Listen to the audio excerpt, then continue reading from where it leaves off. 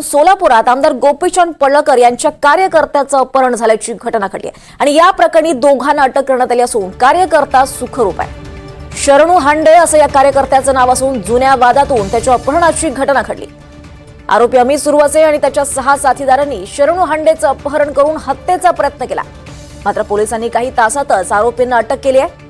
या प्रकरणी सोलापुरातील MIDC police स्टेशनमध्ये गुन्हा नोंद करण्यात आलाय आणि थोड्याच वेळात गोपीचंद पडळकर या जखमी कार्यकर्त्याची भेट घेणार आहेत। पांढरप्रिय कुठं पांढरप्रिय तिथं उभा रोड आले गाडीतनं डायरेक्ट उभार केला।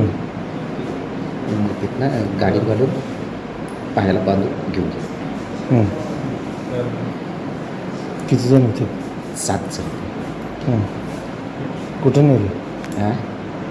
कुठं नेले? मला पण काय गाडीत बसून झोपले होते मला आणि मूर्तीला काहीतरी डिपार्टमेंट येऊन पकडले। कशानं मारलं? हातात काय होतं? हातार आपलं कोयता होती आणि वॉकी स्टिक होतं आणि तलवार होती। किती जण होते? 7 जण। हातात घेण्याचा प्रयत्न करत असेल ते योग्य नाही। त्याच्यामध्ये अशा पद्धतीने कोणाची मारहाण करून अपहरण जर केलं जात असेल तर सरकारी लवकरात लवकर कारवाई ही केली गेली पाहिजे। आता हा जो आमचा धनगर समाजाचा कार्यकर्ता आहे, आम्हाला जे काही कळालं आत्तापर्यंत, त्या कार्यकर्त्याला सुद्धा 2-3 महिन्यापूर्वी खूप जबरदस्त मारहाण केली होती असं आम्हाला कळालं, पण पोलिसांनी त्याची दखल घेतली नाही। मग त्याच्यावर कुठेतरी एक मनामध्ये काहीतरी राहिलं असेल। जर पोलीस प्रशासन आमच्या पाठीमागे राहत नसेल तर मग आम्हीच कायदा व सुव्यवस्था हातात घेईल, ही भूमिका तशीच चुकीची आहे। फक्त जर पोलीस नाहीतर प्रशासनाकडनं असं जर सिलेक्टिव्ह नाहीतर चेहरे बघून जर तिथं कारवाई केल्या जात असतील तर कुठं ना कुठंतरी काही लोकांच्या मनामध्ये भावना या वेगळ्या पद्धतीचा येऊ शकतात। अधिक माहिती घेऊयात आमचे प्रतिनिधी सौरभ वाघमारे यांच्याकडून। सौरभ, हा काय नेमका जुना वाद होता ज्यातून या अपहरणाची घटना घडली आणि सध्या या संदर्भात काय कारवाई केली जाते? दीपाली, सर्वप्रथम मी घटनाक्रम समजावून सांगतो की सन 2021 साली गोपीचंद पडळकरांनी पवार कुटुंबीय असतील किंवा शरद पवार यांच्यावरती जी आहे ती टीका केली होती। त्याचाच राग मनात धरून अमित सुरवसे या कार्यकर्त्यांनी गोपीचंद पडळकर यांच्या गाडीवरती जो आहे तो दगड फेकला होता।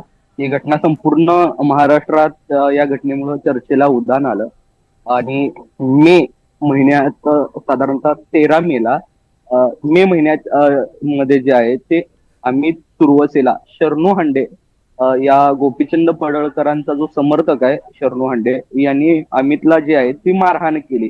अशा पद्धतीचा हा एकंदरीत वाद होता की अमितने गोपीचंद पडळकरांच्या गाडीवरती दगडफेक केली आणि अमितला याचाच राग मनात धरून अमितला शरणू हांडेनं मारहाण केली व त्याचे जे व्हिडिओज आहेत ते समाज माध्यमामध्ये मोठ्या प्रमाणात शरणू हांडेनं व्हायरल केले। कदाचित त्याचीच खदखद जी आहे 3 महिन्यापासून जो आहे तो अमित मनात बाळगून या सर्व गोष्टीचा बदला किंवा रिव्हेंज घेण्यासाठी जो आहे तो शरणूचं काल साधारणतः 4 ते 4:30 वाजताच्या दरम्यान अपहरण करण्यात आलं। त्याच्याबरोबर 6 साथीदार होते असं शरणू हांडे सांगतोय। एकूण 7 जण होते। या सर्व बाबींमध्ये सोलापूरचे पोलीस आयुक्त एम राजकुमार असतील। सौरभ, आपण असेच सोबत राहा, आपल्यासोबत स्वतः गोपीचंद पडळकर सोबत आहेत।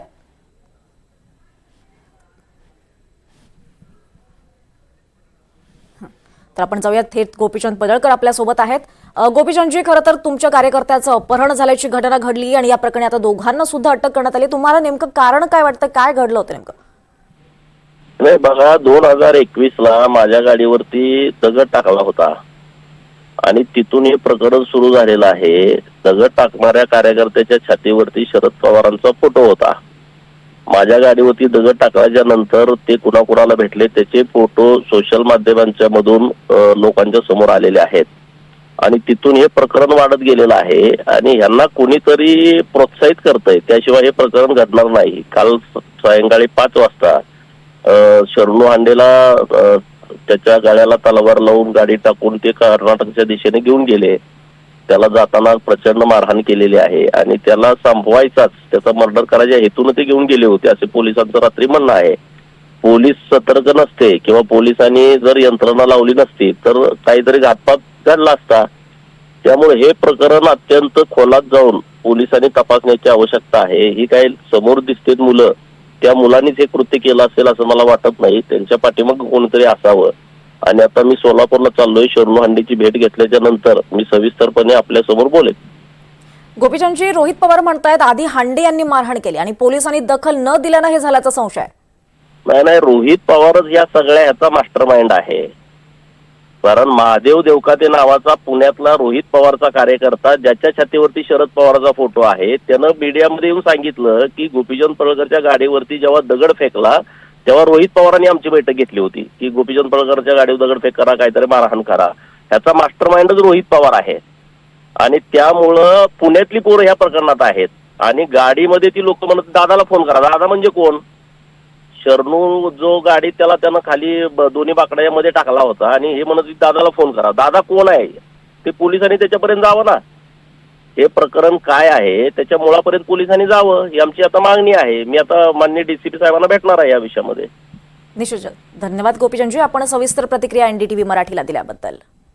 आणि धन्यवाद सौरभ, आपण सगळी सविस्तर माहिती या संदर्भात दिल्याबद्दल.